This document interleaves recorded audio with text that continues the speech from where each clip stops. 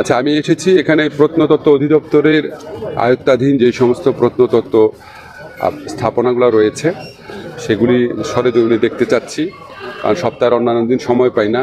আর শুক্রবার দিন আমি ঠিক করেছি বিভিন্ন প্রত্নতত্ত্ব যে নিদর্শনগুলো রয়েছে সারা বাংলাদেশে ছড়ানো, এবং এটা এত রিচ বাংলাদেশি সব ব্যাপারে। যেমন এখানে ইদ্দাকপুর কেল্লা রয়েছে, নারায়ণগঞ্জে রয়েছে এ ধরনের 2টা কেল্লা। এই কেল্লাগুলোকে আমরা লালবাগ কেল্লা সহ এই কেল্লাগুলোকে আমরা ওয়ার্ল্ড হেরিটেজ সাইটে অন্তর্ভুক্ত করার জন্য চেষ্টা করছি। তো আমি ভাবছি এখানে সংরক্ষণের প্রয়োজনীয়তা কী কী আছে, এই অবস্থাটা নিজের স্বচক্ষে না দেখলে সংরক্ষণের যে নীতিমালা আমরা ঠিক করব, প্রায়োরিটি ঠিক করবো, এটা ঠিক করা যাবে না। এই জন্য আজকে এসেছি। তো আমার মনে হয়েছে এই ব্যাপারে আমাদের নজর দেওয়ার সময় এসেছে।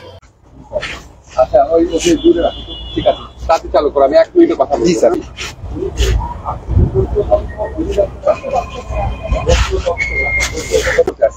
জি স্যার, কুইক করো, কুইক। জি স্যার, এই যে হয়ে গেছে। একটু ধরেন, ভিডিও ধরেন, একটু ধরো।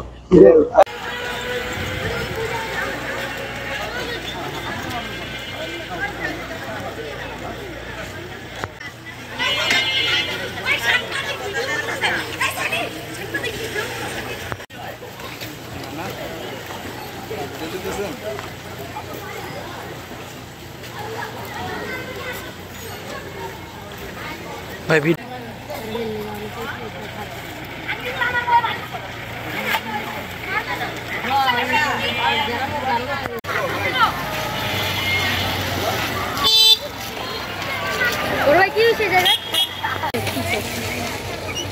চোরেরা দাম দিয়ে লাইছে।